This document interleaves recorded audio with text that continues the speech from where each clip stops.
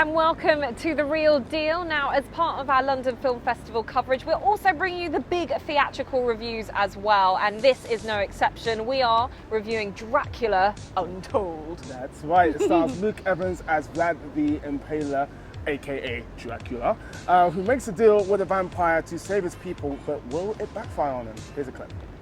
My father was a great man. A hero, so they say. Sometimes the world doesn't need another hero.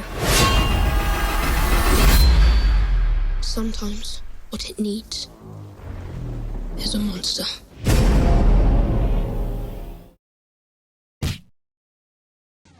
Okay, Yeah. I love Dracula films, vampire Okay. films. I love. Yes, I do love Twilight. I'm sorry, I have to say it. Is this any good? I sort of don't want to be doing this review. I don't want to be anywhere near you after that just insane comment. But I'm moving on. Anyway, this film, it's alright. I kind of liked it. There was a lot to like. Starting with Luke Evans. He plays Vlad the Impaler. He's really, really good. I actually liked him in a lot of stuff. He was actually in the most recent Hobbit film. He's going to be doing it again very, very soon. We'll have the real review for that very, very soon. But yeah, he was really, really good in this. I liked his intensity. I liked his charisma. And then the action is there's a lot of CGI sort of spectacle in this, but it's very impressively done.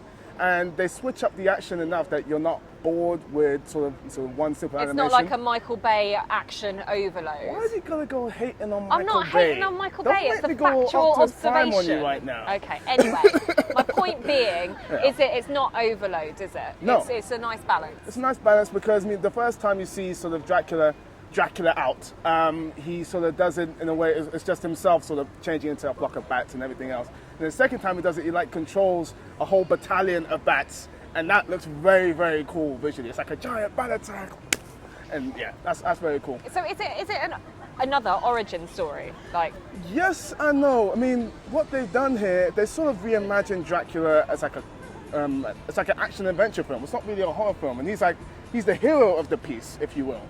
So the reason why I say yes, I know, we'll get into a bit more of that in sort of the bad section. But you know, as a story just by itself, I think it's very, very good. I mean, if it wasn't a Dracula film, I'd be more impressed with it. Again, we'll get to why I'm saying that in the bad section. But as a story just by itself, I really enjoyed the story too. You're invested in his plight, even though you sort of know where it's going to end up. You're invested in it, and I like that too. cool. Okay, so it sounds all right.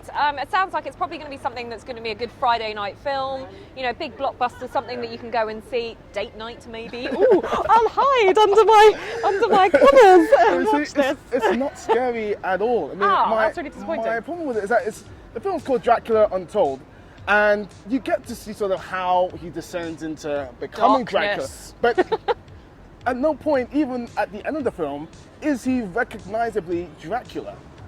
Have you just given away a spoiler? I wouldn't say it so. No? Okay. No, I mean, it's Dracula Untold. It is Dracula Untold. But the thing is, it feels like it's Dracula Untold Part 1. Like, there still feels like some way to go before he's a Dracula we all know and recognize. It's a as business Dracula. decision. They're setting themselves up for the franchise. It's Yeah, well, I fine. mean, Universal, who are sort of doing this film, they are sort of trying to make like a monster universe. I'm not sure if you're with like they're making a reboot of The Mummy, and Dracula's probably going to be a part of that. Okay. The other thing I would say, Dominic Cooper, I like him as an actor, but the last two films I've seen him in now, he's not been very good. He was in Need for Speed. He was not very good in that. He's in this, and he's not very good in this. Out of all the actors, who I think the cast generally is very good, and he is a good actor, but he's not very good in this film, and it wasn't a great performance from him. But yeah, those would be my criticisms. Fair enough. Yeah.